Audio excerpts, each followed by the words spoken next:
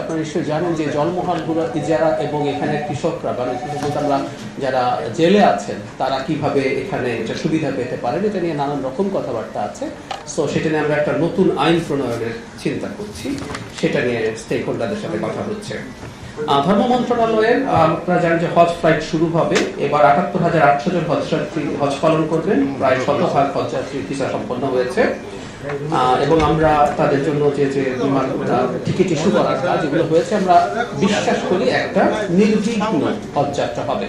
মানে আমরা বিগত সরকারগুলোর সময়, অন্তর্বর্তী সরকারের সময় তুলনামূলক ব্যবস্থাপনা ভালো ছিল, কিন্তু তার আগে হজ যাত্রা নিয়ে মারাত্মক সংকট হতো। এবং আমরা একটা জিনিস দেখতাম, মানুষ যেহেতু একটা পবিত্র সফরে যাচ্ছেন, মানুষ এগুলো নিয়ে খুব বেশি কথা বলতেন না, কিন্তু মারাত্মক সংকট ছিল।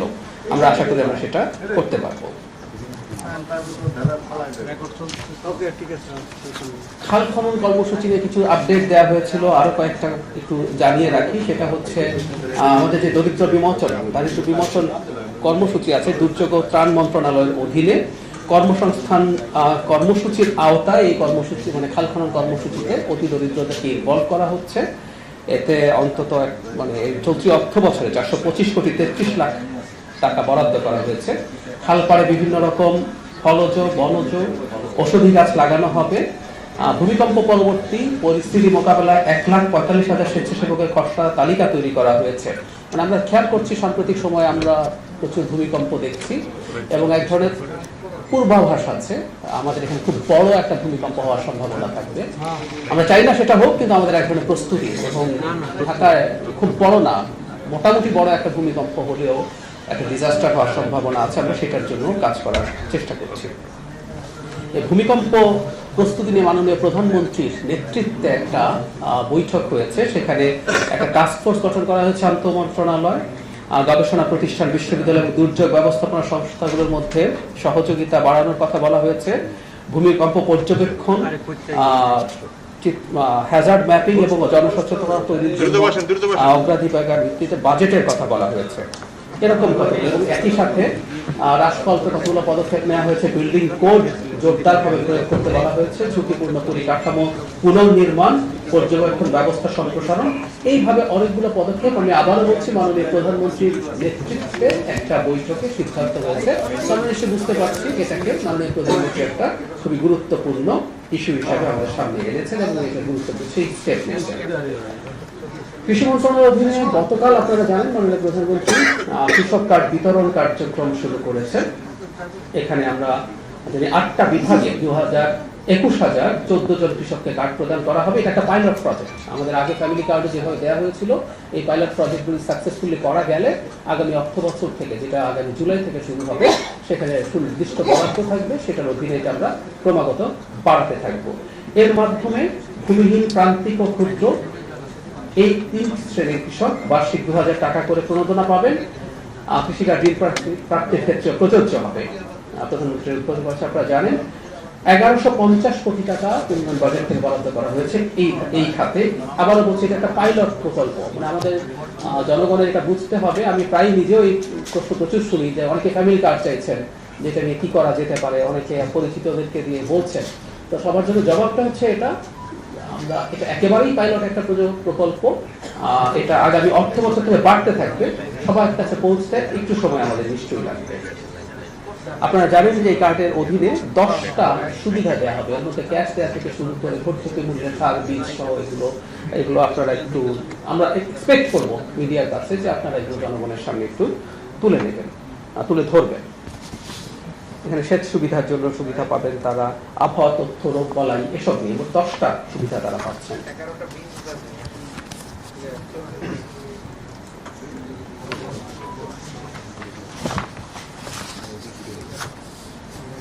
স্বাস্থ্য মন্ত্রণালয় নিয়ে যেটা হয়েছে সেটা হলো অগ্রাধিকার দিয়ে বর্তমান সরকার কার্যক্রম গ্রহণ করেছে। আগামী 18 এপ্রিল শনিবার সারা দেশে উপজেলা হেলথ অ্যান্ড প্ল্যানিং অফিসারদের নিয়ে আয়োজিত সম্মেলনে মাননীয় প্রধানমন্ত্রী উপস্থিত থাকবেন। এবং খামের প্রাদুর্ভাব নিয়ে আমরা গত ব্রিফিংয়ে কথা বলেছি, সেটা 5 এপ্রিল থেকে তো শুরু হয়েছে, এটা কন্টিনিউ করছে। আমরা আবার একটু ক্লিয়ার করি, আমরা খুব সিরিয়াসলি টিকা দেওয়া শুরু করলেও খাম যে পর্যায়ে আছে এটা কমে আসতে সময় দেবে, কারণ প্রত্যেকটা শিশু শরীরে টিকা দেওয়ার পর ইমিউনিটি তৈরিতে সময় নেয় এবং আমাদের একটা অংশ শিশু কাভারেজের মধ্যে ছিলেন না। আমরা আবারও বলতে চাই এটা আগের একটা ব্যর্থতার সমস্যা, তারপরও এগুলো বলে আমাদের শিশুদের মর্মান্তিক মৃত্যু আমরা কোনোভাবেই মেনে নিতে পারি না। আমরা হসপিটালগুলোতে সর্বোচ্চ চেষ্টা করছি যারা আক্রান্ত হয়ে যাবে তাদেরকে যথেষ্ট সম্ভব সমর্থন দেওয়া, সাপোর্ট দেওয়া। কিন্তু আপনারা একটা জিনিস জানেন, আমাদের সম্পদের সীমাবদ্ধতা আছে, আবার একই সাথে যখন একই সেবা অনেকের প্রয়োজন হয়, বিশেষ করে আইসিইউর মতো সেবা, তখন এটা জটিল হয়ে যায়। তারপরেও সরকার সর্বোচ্চ চেষ্টা করছে এটাকে ঠিকভাবে ম্যানেজ করার জন্য যতটা সম্ভব। স্বরাষ্ট্র মন্ত্রণালয় কক্সবাজার সি বিচ ও বিভিন্ন স্থানে যে উচ্ছেদ অভিযান চলছিল অবৈধ স্থাপনা, সেটা কন্টিনিউ করছে। ব্যবসা, পরিবহন খাত এবং নির্মাণ খাতে যে কোনো ধরনের চাঁদাবাজির বিরুদ্ধে জিরো টলারেন্স নীতি ঘোষণা করা হয়েছে। আমি জানি আপনাদের মনে প্রশ্ন এখনই আসছে যে চাঁদাবাজি কি হচ্ছে না, উত্তর হচ্ছে এখনো হচ্ছে, কিন্তু আমরা জিরো টলারেন্স নীতি দিচ্ছি। আমরা দীর্ঘদিনের একটা কাঠামোবদ্ধ সমস্যাকে যখন মোকাবেলা করতে যাই, আমরা আশা করি জনগণ সরকার কিছু সময় দেবে এটা নিয়ন্ত্রণ করার জন্য, কিন্তু সরকার এই ব্যাপারে খুবই আন্তরিক। সীমান্ত হত্যা বন্ধে কঠোর বা খুবই আন্তরিক কূটনৈতিক তৎপরতা বৃদ্ধির উদ্যোগ নেওয়া হচ্ছে। কারাগার সম্পর্কে আমরা প্রায় বলি যে এটা আসলে শাস্তি দিয়ে মানুষকে কতটুকু ভালো করা যায় তার থেকে এটা সংশোধনাগার হওয়া দরকার। মানুষকে এবারে নিয়ে আটক করে শাস্তি দিয়ে তাকে শোধরানোর চেষ্টা চাইতে শোধনাগার, তাকে সংশোধনাগার বানানো যায় সেইটা আধুনিকায়নের কাজ স্বরাষ্ট্র মন্ত্রণালয় শুরু করেছে। আর মাদকের বিরুদ্ধেও একটা অভিযান পরিচালিত হচ্ছে, এটা রেগুলার অভিযান, কিন্তু এটার ব্যাপারে খুব সিরিয়াসলি এটা করার চেষ্টা হচ্ছে এখন। নৌ পরিবহন মন্ত্রণালয়ের যেটা হয়েছে নদী রক্ষা কমিশন আইন সংশোধন, এটা খসড়া চূড়ান্ত হয়েছে। এর ফলে নদী দখল ও দূষণ ফৌজদারি অপরাধ হিসেবে গণ্য হবে। এই আইনের অধীনে নদী দখলদারদের সর্বোচ্চ 5 বছর জেল, 15 লাখ টাকা জরিমানা অথবা উভয় দণ্ডে দণ্ডিত করা হবে। তো এই আইনটা কার্যকর করার জন্য আমরা সর্বোচ্চ এবং খুব আন্তরিকভাবে চেষ্টা করবো। বাংলাদেশে আইন আছে, আপনারা নিশ্চয়ই বলতেই পারেন, কিন্তু আইনের প্রয়োগ আমরা আশা করি ঠিকঠাক মতো হবে। বেসামরিক বিমান পরিবহন আগামী 18 এপ্রিল রাত 2টায় হজ ফ্লাইটের উদ্বোধন করবেন মাননীয় প্রধানমন্ত্রী। বিগত সরকারের তুলনায় হজযাত্রার খরচ টিকিট প্রতি 12,000 টাকা কমানো হয়েছে। এছাড়া কোনো চার্টার ফ্লাইট পরিচালনা ছাড়াই 78,000-এর বেশি হজযাত্রী পরিবহন করা হয়েছে। তাহলে 12,000 টাকা অন্তত টিকিটে কমানো হয়েছে। মানে ইনফ্লেশন হিসাব করলে বাড়ার কথা ছিল, যদি আগের সাথেও তুলনা করি, সেখানে কমানো হয়েছে।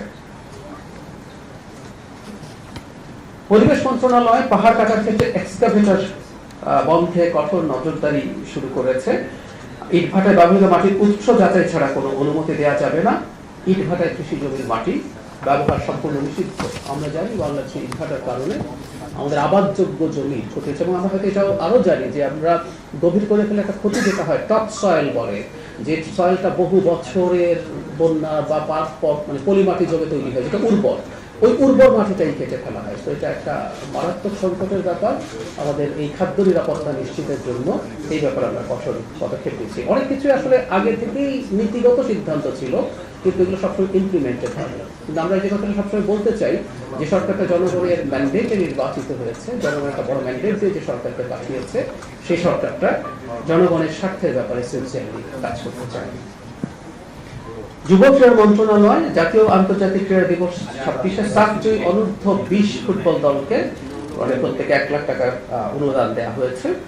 বগুড়া শহীদ চান্দু স্টেডিয়ামকে আন্তর্জাতিক মানে ফেরানোর ব্যবস্থা গ্রহণের সিদ্ধান্ত নেওয়া হয়েছে। আগামী জুলাই মাসে অনুষ্ঠিত নারী বিপিএল এই মাঠে আয়োজনের পরিকল্পনা গ্রহণ করা হয়েছে। আপনারা জানেন এটা একটা আন্তর্জাতিক সুবিধা সম্পন্ন স্টেডিয়ামে ছিল, কিন্তু রাজনৈতিক কারণে এটাকে অবহেলা করে সমস্যায় ফেলা হয়েছিল। মহিলা শিশু বিষয়ক মন্ত্রণালয় 10 এপ্রিল জাতীয় সংসদে পাশ হয়েছে নারী ও শিশু নির্যাতন দমন সংশোধন বিল 2026। নারী ও শিশু নির্যাতন দমন সংশোধন আইনের দ্রুততম সময়ে বিচার সম্পন্ন করা, সাক্ষীর নিরাপত্তা এবং নারীদের সুরক্ষায় বিশেষ বিধান যুক্ত করা হয়েছে। এটার আরেকটি গুরুত্বপূর্ণ দিক হলো প্রযুক্তির ব্যবহার।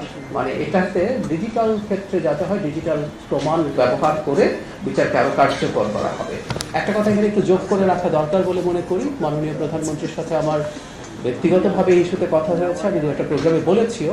মাননীয় প্রধানমন্ত্রীর কার্যালয়ের অধীনে একটা বিশেষ সেল গঠিত হবে খুব অল্প সময়ের মধ্যে, যার কাজ হচ্ছে নারীদের বিভিন্ন নির্যাতন হয়রানি, বিশেষ করে সাইবার বুলিং এর বিরুদ্ধে পদক্ষেপ নেওয়া। মানে আমরা খেয়াল করেছি একজন নারী শুধুমাত্র নারী হবার কারণে তার রাজনৈতিক পরিচয় নিয়ে তার সমালোচনা হতে পারে। মানে আমরা পুরুষরাও যখন আমাদের একটা পলিটিক্যাল স্ট্যান্স নিয়ে সমালোচনা হয়, আমাদেরকে অনেক সময় অশালীন ভাষায় কথা বলে, কিন্তু নারীদের ক্ষেত্রে কতগুলো বিশেষ বিশেষ ভাষা, বিশেষ বিশেষ শব্দ, বিশেষ বিশেষ কথা তাদের ক্ষেত্রে ছুড়ে দেওয়া হয়। এই ধরনের বুলিং, আমি ব্যক্তিগতভাবে কয়েকজন নারীর সাথে আমার অন্তত কথা হয়েছে যারা এই ধরনের বুলিং এর শিকার হয়ে অত্যন্ত সমস্যায় আছেন। এটা শুধুমাত্র যিনি পাবলিকলি কথা বলছেন তা না, তিনি তার ভার্সিটিতে পড়ছেন, স্কুলে পড়ছেন, কলেজে পড়ছেন, কারোর সাথে কোনো রকম কোনো মনোমালিন্য হয়েছে, সেটার রেজাল্টে তারা এইরকম কিছু করার চেষ্টা করছে। সো আমরা এই ব্যাপারে অত্যন্ত কঠোর কিছু ব্যবস্থা নিতে যাচ্ছি, এটুকু আগাম জানিয়ে রাখছি। ওটা যখন হবে আমরা নিশ্চয়ই আনুষ্ঠানিকভাবে সেটাও জানাবো। এর বাইরেও সাইবার বুলিং এবং অনলাইনের মিসইনফরমেশন, ডিসইনফরমেশন নিয়ে আমরা কিছু কাজ করছি, সেটা একটু পরে বলছি। স্থানীয় সরকার মন্ত্রণালয় খাল খনন কর্মসূচি এখানে আছে। 900 কোটি টাকা শ্যামপুর খাল উন্নয়ন প্রকল্পটি অনুমোদন হয়েছে। এখানে আধুনিক নেটিং ব্যবস্থা এবং হাঁটার রাস্তা তৈরি করা হবে। মানে শ্যামপুর খালের কথা আপনারা জানেন যে শুধু খাল না, যেহেতু একটা শহরের মধ্যে থাকা খাল, এখানে আমরা চেষ্টা করছি যেখানে মানুষের এক ধরনের গ্যাদারিং হতে পারে, এটা এখানে হাঁটার রাস্তা ব্যবস্থা করা হয়েছে প্রকল্পের ক্ষেত্রে।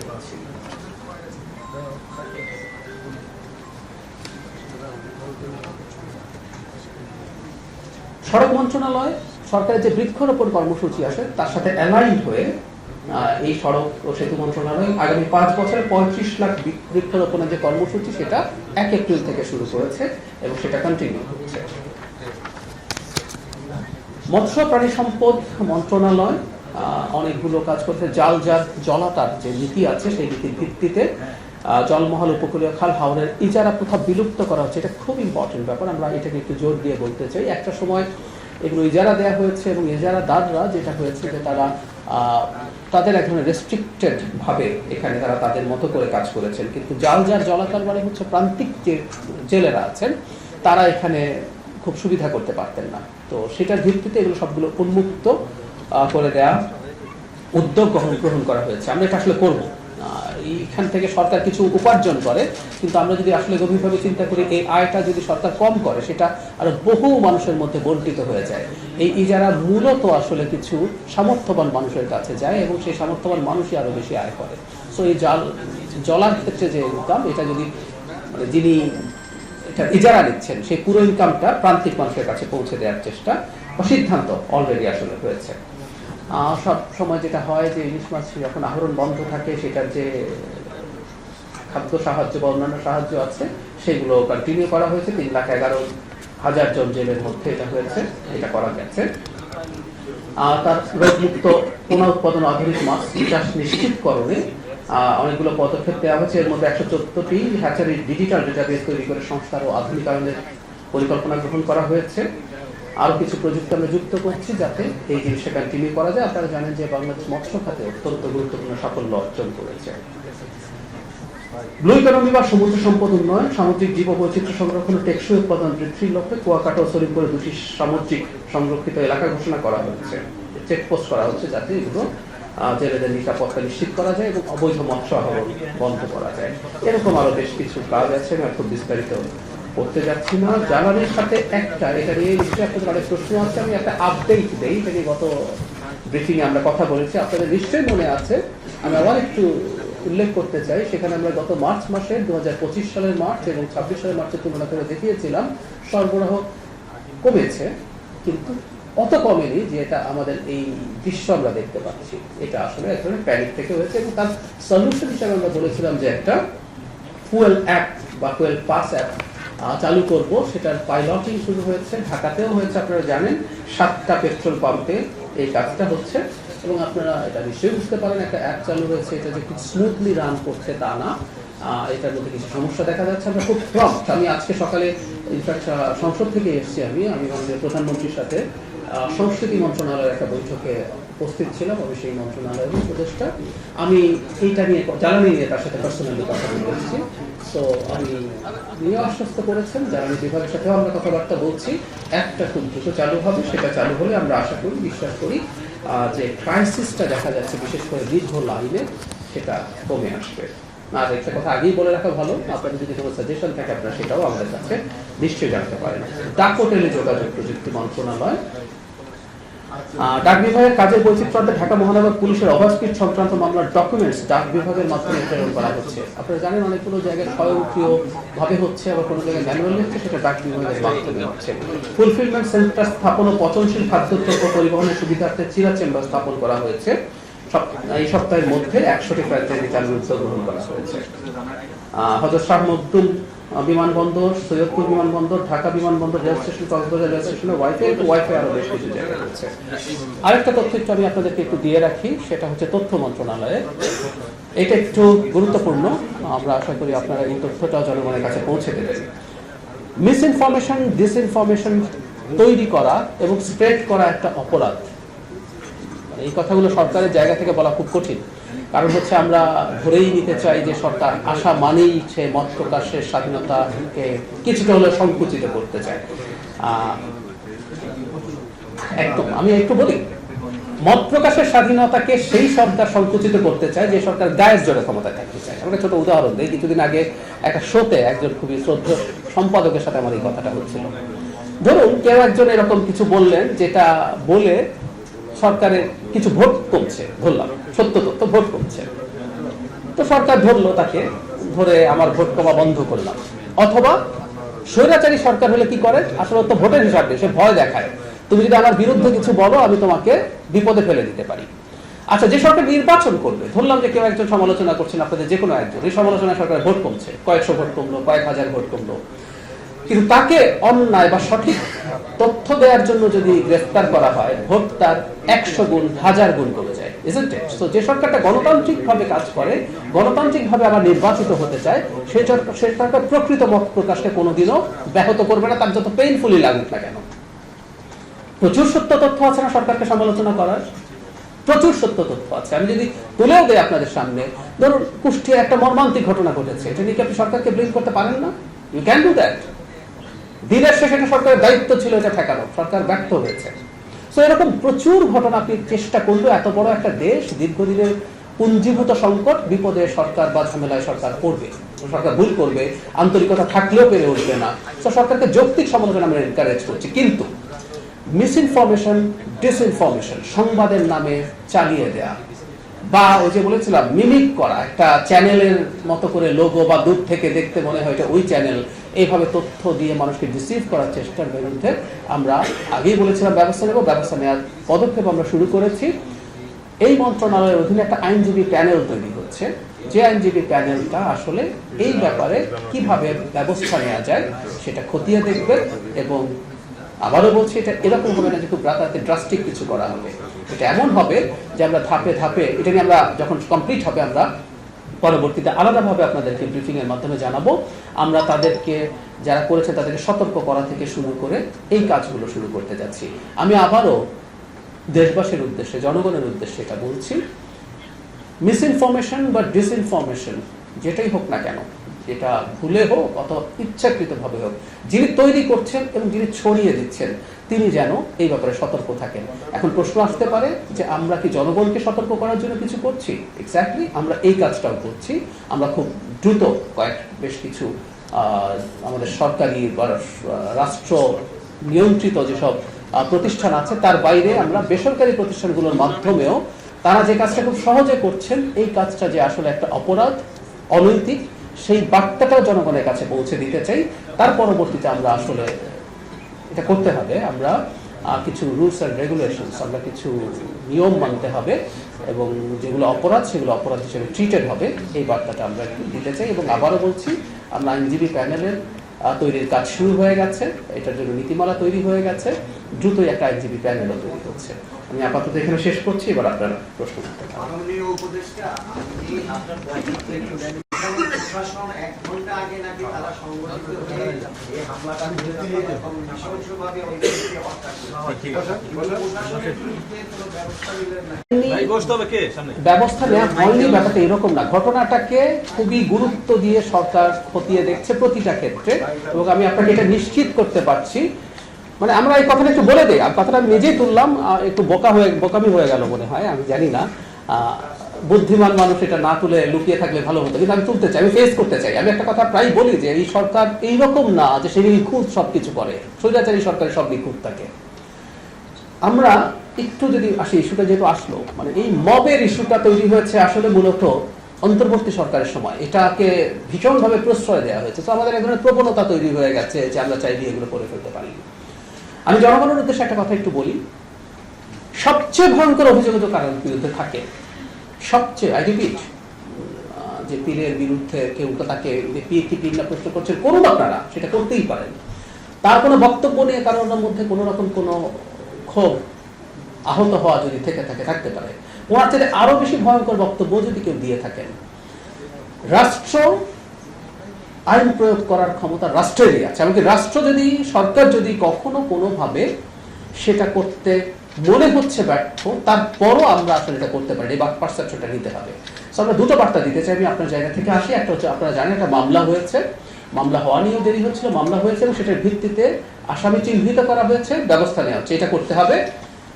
কখনো কোনোভাবে, এটা তো না হয় একটা এক ধরনের অভিযোগ, আমরা তো পকেট মার, চোর, ডাকাত যদি হাতে নাতেও ধরি, ঠিক আছে, উনি পকেট মার করছেন, আপনি হাতে নাতে ধরেছেন, আমরা তো পিটিয়ে মেরে ফেলি।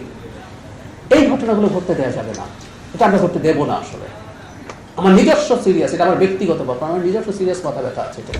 তো এটা একটা ব্যাপার। এবং আপনি যেটা বলছেন, এটা একটু সময় নেবে, যে প্রশাসনিক ব্যর্থতাটা কেন হলো।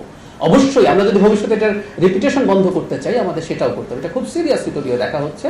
আমার সাথে মাননীয় স্বরাষ্ট্রমন্ত্রীরও কথা হয়েছে, আমরা এগুলো নিয়ে ব্যবস্থা নেব এবং আমরা অ্যাজ আর্লি অ্যাজ পসিবল, এটা zero tolerance means zero tolerance, এই বার্তা আমরা আসলে দেবো। আমি আবারও বলছি, কতগুলো মবের ঘটনা যেগুলো সত্যিকার মব, এগুলো তো অনেকটা তৈরি করা হয়, এটাকে মব বলবো কিনা, কতগুলো সত্যিকার মব আছে।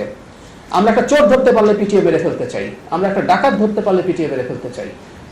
আর এই সরকারে আমি অন্তত যতদিন আছি, এই সরকার নিজেও চাইবে আমি ওই মবের ঘটনাগুলো নিয়েও ডিল করতে চাইব। এগুলো অপরাধ। ডাকাতকে আপনি হাতে হাতে ধরে ফেললেও তাকে পিটিয়ে মেরে ফেলা যাবে না, পিটিয়ে মেরে ফেলা দূরে থাকুক, পেটানোই যাবে না। এই বার্তাগুলো আমরা যেন মনে রাখি। আসছি, এটা আরেকটা কথা একটু বলে রাখা ভালো, মানে এটা নিয়ে আমরা আগে প্রচুর কথা বলেছি। মানে মব কিন্তু একটা স্পন্টেনিয়াস আনস্ট্রাকচার্ড রেসপন্স। আমরা ইন্টারিমের সময় একটা ভিন্ন জিনিস দেখেছি, মানে সেটা হচ্ছে একটা পরিকল্পিত মব। মানে পরিকল্পিত মব হয় না, কিন্তু এই চেষ্টা হয়েছে। মানে কেউ কেউ বলে যে তোমার ওখানে আমি মব করবো, মব কি বলে করা যায় নাকি? আমি আবারও বলছি, মবের মানে চমৎকার উদাহরণ হচ্ছে আমরা যখন কোনো পকেট মারকে ধরতে পারি, তখন সবাই কিন্তু আমরা স্ট্রাকচার না, প্ল্যান না, একজন ধরেছি সবাই এসে জড়িত হচ্ছে। সো ইন্টারিমের সময় আসলে একটা নতুন ফেনোমেনন তৈরি হয়েছে, যেটাকে আমরা মব বলি। ইন মাই কনসিডারেশন এটা বহু ক্ষেত্রে আসলে মব না, আপনি অর্গানাইজ করছেন।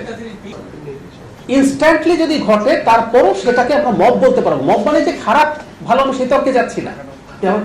যেটা প্ল্যান্ড না, যেটা স্ট্রাকচার্ড না, সেটা মব। এখন সেই মবের হাতে কখনো কখনো খারাপ কাজ ঘটে, কখনো কখনো আমাদের কাছে অ্যাপারেন্টলি ভালো কাজও ঘটে, হতে পারে। কিন্তু আমরা একটা নতুন ফেনোমেনন দেখছি, বারবার বলছি যে আপনি সব পরিকল্পনা করছেন। ওই পত্রিকা অফিস ঘিরে ফেলো, ওই ওর বাসা ঘিরে ফেলো, ওটা করে ফেলো, এইগুলো তো এক ধরনের পরিকল্পনা করে। ইভেন কুষ্টিয়ার ঘটনাটাও পরিকল্পনা করে করা হয়েছে, তাই না? সো আমরা এটাকে মব বলতে চাই না। এখন আমি ওই জায়গায় আসি, সেটা হলো, আপনারা জানেন যে ফৌজদারি অপরাধ তামাদি হয় না এখন না, আজকে থেকে 15, 20, 25, 30 বছর পরও এই অপরাধ আসলে, যে অপরাধ ঘটেছে। এখন এই অপরাধগুলো কোনটাকে আমরা অপরাধ বলবো? একটা গণ অভ্যুত্থানের সময় আমাদের এই জায়গাটা আমরা একটু মাথায় রাখতে হবে। একটা গণ অভ্যুত্থানের সময়, আগে পরে, সময়ে এবং পরে একটা ফ্লুইড সিচুয়েশন থাকে, যে আমরা আসলে কোন ঘটনাগুলো, এটা নিয়ে কিন্তু সমাজে ডিবেট আছে, আপনি খেয়াল করবেন। কিছু কিছু ঘটনা নিয়ে ডিবেট আছে, আবার কতগুলো ঘটনার ক্ষেত্রে আমরা কোনো ডিবেট নেই। আমি একমত আপনার সাথে যে আমরা যদি মবের বিরুদ্ধে কাজ করতে চাই, ইন্টারিমের সময়ে পরিকল্পনা করে বা মবের নামে যা যা ঘটানো হয়েছে, এগুলো আমাদেরকেও খতিয়ে দেখতে হবে। এবং আমি অন্তত যেগুলো নিয়ে আমাদের সমাজে ঐক্যমত্য আছে, আমি সেগুলো নিয়ে নিশ্চয়ই কাজ করবো। আমাদের সরকার, যারা বিএনপিকে ভোট দেননি তারাও, মানে কারণটা হচ্ছে আমরা যখন একটা ফেয়ার গেম মেনে নেই, যে এইটা একটা জেনুইন খেলা, আমি পার্টিসিপেট করেছি, আমি হয়তো জিতি নাই, আমি যাকে জেতাতে চেয়েছিলাম, বাট স্টিল আমরা ওন যেন সবাই করি, আমি এটা এক্সপেক্ট করি। মানে ইশতেহার আবার আপনাদের বলতে পারেন, কারণ এটা বিএনপি, এটা আপনাকে মানতে হবে তা না, কিন্তু সরকারটা সবাই যেন ওন করি। আমার বক্তব্য এইটুকু, সরকার ওন করা ডাজন্ট নেসেসারিলি মিন সরকার সবকিছু সমর্থন করতে হবে। ফর গডস সেক, আপনি যা যা সমালোচনা, আমি বললাম তো, আমি আমরা বলি না তোপের মুখে পড়া, আমি তোপের মুখে পড়তে প্রস্তুত হয়েই এসেছি এবং অনেক ক্ষেত্রে আমি অ্যাপোলোজাইজ করতে প্রস্তুত আছি যে আমরা এটা পারলাম না, আমরা এটা করবো। ইস্তাহারে এইটুকু তথ্য আপনাদেরকে জানাই, সেটা হলো সাধারণত কি হয়, যারা চেকস অ্যান্ড ব্যালেন্স করেন, বিরোধী দল, মিডিয়া, তারা চার্জ করেন যে আপনি কি করলেন এর মধ্যে একটু বলুন, আপনার ইস্তাহারে এটা ছিল, এটা ছিল না। এই সরকারের পক্ষ থেকে একটা পদক্ষেপ নেওয়া হয়েছে। অলরেডি প্রথম মাসের একটা বুকলেট বেরিয়েছে যেখানে ইশতেহারের কি কি কাজ আমরা 1 মাসে করেছি, এবং আমি আপনাদেরকে স্পষ্টভাবে জানাচ্ছি, যিনি ডিরেক্টর প্রাপ্ত হয়েছেন তার সাথে আমার আজই কথা হয়েছে, প্রতি 3 মাস অন্তর অন্তর ইশতেহারের কোন অংশটুকু কতটুকু আমরা বাস্তবায়ন করেছি সেটা আমরা নিয়ে জনগণের সামনে হাজির হব। তো আমরা এই দায়বদ্ধতাটা রাখতে চাই। আর একটু তথ্য দিয়ে রাখি, একজন খুবই গুরুত্বপূর্ণ উপদেষ্টাকে, মাননীয় প্রধানমন্ত্রী তার খুব গুরুত্বপূর্ণ একজন উপদেষ্টাকে দায়িত্ব দিয়েছেন ইশতেহারের বাস্তবায়ন কোন মন্ত্রণালয়ে কতটুকু হচ্ছে, কিভাবে হচ্ছে, কতটুকু হচ্ছে না, কেন হচ্ছে না, সেই জিনিসগুলো বোঝার জন্য। তো আমরা এই ব্যাপারে সিরিয়াস আছি। তিনি যখন গ্রেফতার হয়েছেন তারপরেই আমি তার ফেসবুকে ঢুকেছি। আমি সেদিনে জানিয়েছিলাম আমি তার ওখানে অত্যন্ত আপত্তিকর, এখন এই যে আপত্তিকর বলছি তথ্য, সেগুলো আমি নিজে তখনও দেখেছি। কিছু কিছু মিসইনফরমেশন হিসেবে আপনি ক্যাটাগরাইজ করতে পারেন। কখনো কখনো যেটা আরেকটা জিনিস আছে, এটা ডিসইনফরমেশনের সাথে যোগ করা দরকার, হেট স্পিচ। আমাদের কিন্তু সোসাইটিতে আরেক জিনিস আসছে, এটা সারা পৃথিবীতেও আসছে। আপনি তথ্য বিকৃত করেননি, বললাম, আপনি বিকৃত তথ্য শেয়ার করেননি, নিজেও প্রডিউস করেননি, কিন্তু আপনি হেট স্পিচ উগরে দিচ্ছেন। এটা এখন আরেক ফেনোমেনন আছে। আমার কাছে মনে হয়েছে এগুলো কম বেশি তার ওখানে ছিল, এখনো আছে। তার গ্রেফতার নিয়ে আমরা আসলে মনে করছি যেটা তাই তিনি জামিন পেয়েছেন, এটা আদালতের মাধ্যমে পেয়েছেন। আমরা গ্রেফতারের আগে কিছু প্রসেস, এই যে আমরা একটা আইনজীবী প্যানেলের কথা বলছি, এটার মূল উদ্দেশ্য হবে আসলে এটা, মানে গ্রেফতার খুব ইনস্ট্যান্টলি করা, ইভেন যদি আইনের মধ্যে তিনি পড়েনও তারপরও সেই ব্যাপারে আমরা খানিকটা হলে লিবারেল থাকতে চাই, যে আগে আমার মনে হয় এই প্রসেসটা ঠিক করতে হবে। সমস্যা যেটা হচ্ছে, যারা গ্রেফতার করেছেন তাদের কাছেও তো ক্লিয়ার গাইডলাইন হয়তো ওভাবে ছিল না এই সরকার কিভাবে কাজ করতে চায়। আমরা একটা সরকারের বয়স তো বেশি না, আসলে সরকার মাত্র 2 মাস এখনো পূর্ণ হয়নি, 2 মাসের কাছাকাছি যাচ্ছে। সো এই পলিসিগুলো ঠিক করলে আমরা আশা করি এই ধরনের জটিলতা কমে যাবে। এবং আমরা ডিসেমিনেট করবো প্রচুর, আমরা মানুষকে তো জানাতেও হবে। আমরা যে কাউকে, অনেক মানুষ হয়তো জানেনও না যে উনি একটা অপরাধ করছেন, উনি হয়তো জানেনও না, আমি শেয়ার করে দিলাম। আমি যে কোনো ব্যক্তি, আমি মানে শুধু সরকারের কথা বলছি না, আমি প্লিজ আমাকে ভুল বুঝবেন না, আমরা ব্যক্তি আরেক ব্যক্তির বিরুদ্ধে ডিসইনফরমেশন ছড়াই, এগুলো তো মিডিয়ায় আসে না, কিন্তু আমাদের কাছে তো, রাষ্ট্রের কাছে তো তার একটা যাওয়ার জায়গা থাকতে হবে। হয়তো আপনার সাথে অফিসে একটা ঝামেলা হয়েছে, সেটা ঝামেলার ভিত্তিতে আপনাকে একজন কেউ ডিসইনফরমেশন ছড়িয়েছে, আপনাকে হেট স্পিচ ছড়িয়েছে। একই কথা স্কুল, কলেজ, ভার্সিটিতে প্রযোজ্য। আমরা ওই লেভেলগুলো নিয়ে কিন্তু কথা কম বলি। আমি প্রচুর এই ধরনের অভিযোগ পাই, মেয়েরা বিশেষ করে, ছেলেরাও আছে, যে তার ভার্সিটিতে কারোর সাথে একটা ঝামেলা হয়েছে, সেটা নিয়ে তাদের কোনো গ্রুপে বা তাদের পাবলিকলি বা তাকে পার্সোনাল ইনবক্সে এমন সব কথা বলা হচ্ছে যেগুলো অত্যন্ত আপত্তিকর। আমরা ওগুলো নিয়েও কাজ করতে চাই। এটা একেবারে বাই ডিফল্টই করতে হবে। মানে আমরা একটা কথা প্রায় বলি যে প্রত্যেকটা নেগেটিভ, আমি একটু এভাবে যদি উদাহরণ দিই, একটা এয়ারপ্লেন ক্র্যাশ করলো, ওটার ক্র্যাশের কারণ খোঁজার জন্য সিরিয়াস চেষ্টা হয়। উদ্দেশ্য হচ্ছে নেক্সট ফ্লাইটটা যাতে মোর সিকিউর অ্যান্ড সেফ হয়। মানে পৃথিবীতে বিমান ভ্রমণ কিন্তু সবচেয়ে সেফ জার্নিগুলো রাখে, কারণ এটা যে আমরা প্রতিটা জিনিস খোঁজার চেষ্টা করেছি, খুঁজে দেখেছি। এই কাজ অলরেডি শুরু হয়েছে, এটা সিরিয়াসলি খতিয়ে দেখা হচ্ছে, এটা খতিয়ে দেখবো, আমরা দেখতে হবে। তো আবারও বলছি যে এই পরিমাণ, এই রকম শিশু, আপনি আমাদের হয়তো মাননীয় স্বাস্থ্যমন্ত্রীর একটা মন্তব্য কেউ কেউ সমালোচনা করেছেন, সমালোচনা করতেও পারেন কেউ, কিন্তু আমরা মনে তার ফিলিংটা বুঝতে পারি যে এতগুলো শিশু মারা যাচ্ছে, তিনি এটা সহ্য করতে পারেন, এটা পারা যায় না। সো আমরা অবশ্যই এগুলো প্রত্যেকটা খতিয়ে দেখছি কোথায় কোথায় কোন কোন সমস্যা হলো। কারণ প্রিভেন্টেবল ডিজিজ, আমি নিজে ঘটনাচক্রে ডাক্তার, সো আমি এটা বলতে পারি যে কিছু কিছু ডিজিজ যেগুলো আপনি প্রিভেন্ট করা শিখে গেছেন, এগুলোতে মানুষ মারা যাবে না, একটা শিশুও মারা যাবে না। এই প্রিভেন্টেবল ডিজিজে যখন কেউ মারা যায়, এটা নেওয়া যায় না। কিছু কিছু ডিজিজ আছে আপনার হয়ে যেতে পারে, আপনি আমি কেউ ভেতরে ভেতরে একটা ক্যান্সার নিয়ে হাঁটছে কিনা আমরা আসলে জানি না, 2 দিন পর বেরোতে পারে, কিন্তু এই ডিজিজ তো আমরা প্রিভেন্ট করতে পেরেছিলাম। সো এটা ক্ষমার অযোগ্য অপরাধ, আমরা সেটা অন্তত। আমরা যেহেতু গরিব দেশ, আমরা কিউরেটিভ যে মেডিসিন, রোগ করলে চিকিৎসা করে আনে, যে আমরা তো আইসিইউ যথেষ্ট দিতে পারলাম না। আমাদের মাননীয় প্রধানমন্ত্রী এবং বিএনপির 31 দফার মধ্যে প্রিভেন্টিভ মেডিসিন নিয়ে অনেক বেশি কথা বলা হয়েছে। সো টিকা দিতে পারা কিন্তু এক ধরনের প্রিভেনশন। সো আমরা এটা করবই এট এনি কস্ট। আমরা কারা কারা দায়ী কারণ প্রত্যেক সময় নজিরটা তো রাখতে হবে সামনে যে যারা যারা ব্যর্থ তারা কোনো না কোনো ভাবে এখানে শাস্তির মুখোমুখি পড়ছে। একদম না, এটা নিয়ে তো আমাদের মাননীয় স্বরাষ্ট্রমন্ত্রী ক্লিয়ারলি বলে দিয়েছেন এটা যুদ্ধের ময়দানে ফয়সালা হয়ে গেছে, সো ইটস ডান। জি ধন্যবাদ। আপনি একটা প্রথম যেটা বলেছেন টাস্কফোর্স কাদেরকে নিয়ে গঠিত হয়েছে, এখানে আমার কাছে যে তথ্য আছে সেটা হলো যে বিভিন্ন মন্ত্রণালয় থেকে রিলেটেড মন্ত্রণালয়গুলো, তবে আমি এই জিনিসটা নেক্সট কোনো একটা ব্রিফিংয়ে ক্লিয়ার করার চেষ্টা করব। আর আপনি পরের যে কথাটা বললেন খুবই গুরুত্বপূর্ণ, এটা নিয়েও ইনফ্যাক্ট কাজ চলছে, শিক্ষা মন্ত্রণালয়ের সাথে কথা হয়েছে, শিক্ষা মন্ত্রণালয় পাঠ্যক্রমের পাঠ করছেন। এখন আমরা তো যেগুলো প্ল্যান করি কি শর্ট মিড লং টার্ম পাঠ্যক্রমে যাবে, নতুন বই তৈরি হবে, তার মধ্যে যাবে, কিন্তু আমরা ইমিডিয়েটলিও করবো, ওটা তো আছেই। ইউ আর ভেরি রাইট যে একটা শিশু ছোটবেলা থেকে জানুক কি করা যাবে না, একটা শিশু জানুক যে তার প্রতি কি হওয়া যাবে না, দুটোই জানতে হবে। কিন্তু আমরা শর্ট টার্মে যেটা চেষ্টা করছি, যত বেশি ক্যাম্পেইন ম্যাটেরিয়ালস, এটা শুধুমাত্র যে প্রিন্টেড না, এটা ডিজিটাল, এটার মধ্যে ছবি, এটার মধ্যে ভিডিওস, এগুলো নিয়ে আমরা ম্যাসিভ স্কেলে কাজ করতে চাই। ইভেন সরকারের সাথে এনজিওদেরও যোগাযোগ হচ্ছে যাতে তারা গ্রাসরুট লেভেলে এটা ডিসেমিনেট করতে পারে। আমরা যখন কোনো একটা অপরাধকে অপরাধ হিসেবে আমাদের কগনিজেন্সে আনতে চাই, এটা যে অপরাধ এই প্রমাণটাও আসলে সবার সামনে নিতে হবে। সো আমরা সবই করব, কারণ আমরা বুঝতে নিশ্চয়ই পারছি এটা আমাদের একটা গ্লোবাল প্রবলেম। যেসব দেশের লিটারেসি এবং ডিজিটাল লিটারেসি অনেক ভালো, সেসব দেশে এই সংকট অনেক, আর আমাদের তো অবস্থা অনেক খারাপ। আমি আমার ব্যক্তিগত একটা অভিজ্ঞতা বলি, আমার জানাশোনা যথেষ্ট শিক্ষিত সচেতন একজন মানুষ এমন ফটো কার্ড উনি শেয়ার করেছেন, ওটা জাস্ট একটা ফটো কার্ড, ইভেন কারো কোনো লোগো না, মানে আপনি যদি ধরুন আমার ছবি দিলেন, দিয়ে ওর মধ্যে কিছু একটা লিখে একটা ফটো কার্ড বানালেন, ফটো কার্ড বানানো এখন মোবাইল অ্যাপেই সম্ভব, বানিয়ে ছেড়ে দিলেন। অনেক মানুষ এটাকে একটা জেনুইন বক্তব্য, আমার নামে এরকম প্রচুর ভুয়া ফটো কার্ড আছে যেগুলো আমি বলি, প্রচুর আছে। এক তো আছে আউট অফ কনটেক্সট একটা বক্তব্য বলি, আপনি বলে দিলেন, আর সেই প্রসঙ্গে একটু বলি, বিসিএস চাকরির সুযোগ সুবিধা কমাতে হবে, বিসিএস ব্যাধি দূর করার জন্য, এই একটা বাক্য আমি একটা প্রোগ্রামে বলেছি। কিন্তু আমি এরপর ক্ল্যারিফাই করতে করতে বলছিলাম যে ওখানে বৈধ এবং অবৈধ সুবিধা আছে। সো আমি ওই সুবিধা বলতে আসলে ওটাকে ইন্ডিকেট করছিলাম।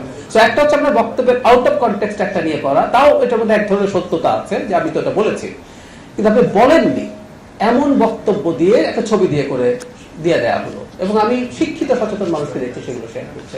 তবে এই লিটারেসি গুলো as early as possible through all means, এবং আমি আপনার সাথে একেবারেই একমত, এই যে নতুন চ্যালেঞ্জ সেটা অবশ্যই আমাদের টেক্সট বুকে থাকতে হবে।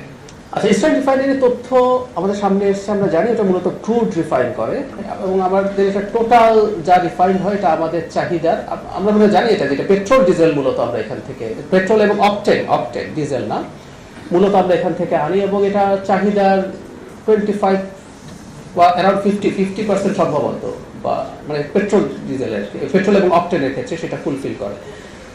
এটা ইম্পোর্টেড ক্রুড এবং ওই যে আমাদের গ্যাস ক্ষেত্রে যে কনডেনসেট আছে সেটাকে করে। এখন আমরা দেখেছি যে 1 লাখ টনের একটা জাহাজ শিপমেন্ট সৌদি আরব থেকে হচ্ছিল, যেটা আসলে সেটা হরমুজ দিয়ে আসার কথা ছিল, এটা আসতে পারেনি, আরেকটা আসবে, এটা হলো প্রাথমিক কথা, যেটা মে মাসের শুরুতে এসে পৌঁছবে, ওটা দিয়ে অলরেডি চুক্তি হয়ে গেছে।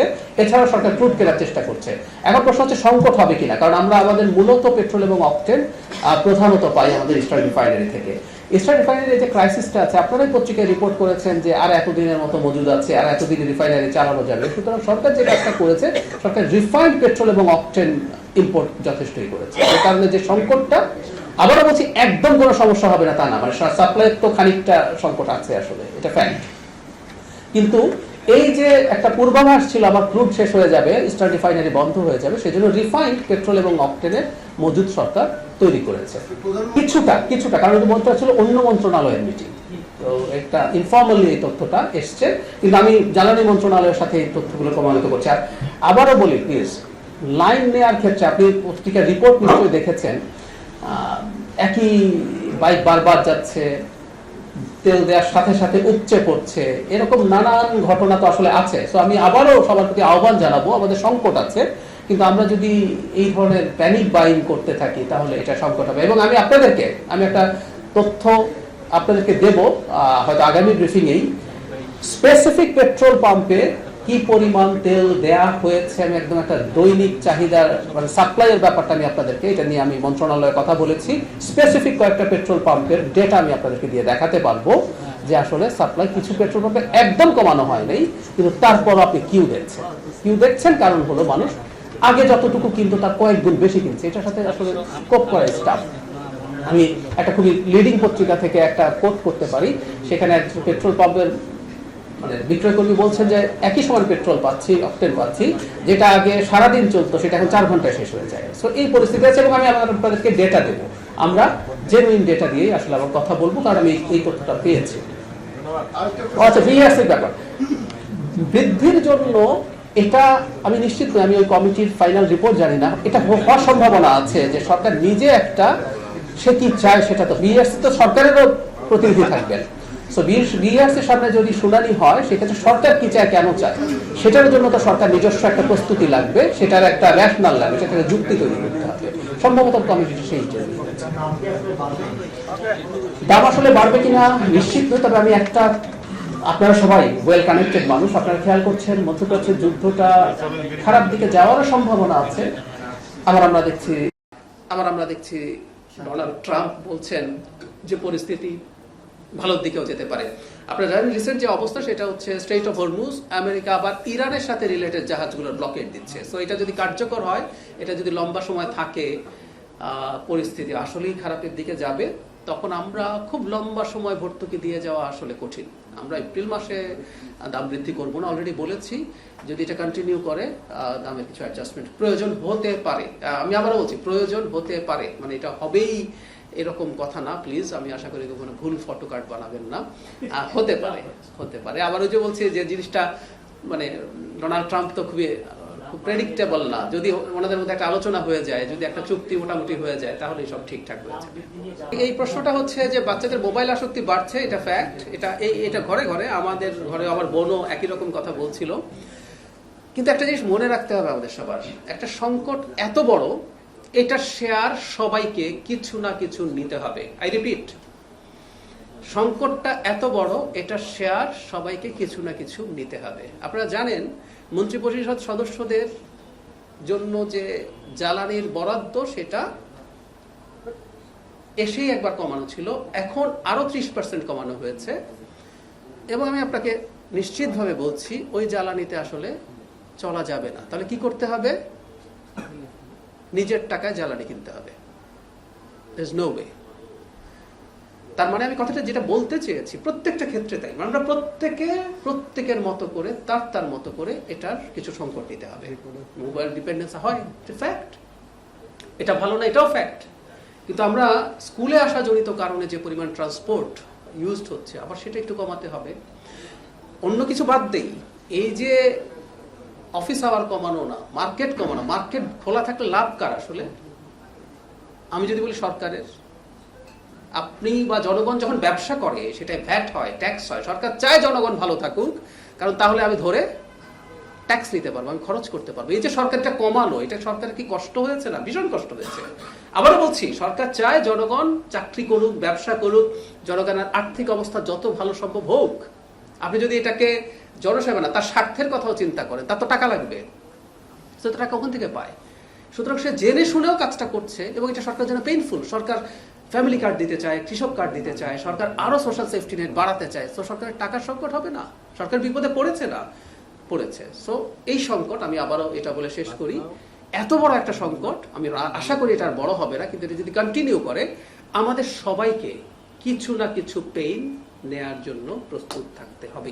যদি অ্যাপ্লিকেবল না হয় সেটার জন্য নিশ্চয়ই আমরা কাজ করব। তবে একটা জিনিস হয়েছে, উপসচিব পর্যায়ে থেকে যে গাড়ির লোন আছে সেটা বন্ধ হয়েছে সাময়িক। হ্যাঁ, আমরা তো যদি পরিস্থিতিটা যদি উন্নতি হয়, নতুন করে আবার এগুলো আসবে। তো আপনি যেটা বলছেন ওই ক্ষেত্রে জ্বালানির জন্য কি করা যায় সেটা নিশ্চয়ই আমরা ট্রান্সপারেন্ট থাকতে চাই। সেটা যদি আপনাদের যদি কখনো যদি মনে হয় যে না এত বেশি ছিল কি না, কেন এত বেশি থাকা উচিত হয় নাই, we want to face that. Thank you. আমরা এটা দেব। আমরা একটা ট্রান্সপারেন্ট সরকার হতে চাই। বিলিভ মি, কিছু রাষ্ট্রীয় সেনসিটিভ ইস্যু আছে, এর বাইরে একটা ট্রান্সপারেন্ট সরকার হতে চাই। আমরা আপনাদের সব সমালোচনা সবকিছু ফেস করতে চাই। Thank you very much. Shea butter ও ভিটামিন ই সমৃদ্ধ লিলি বিউটি সোপ, তারুণ্যময় উজ্জ্বল ত্বকের জন্য।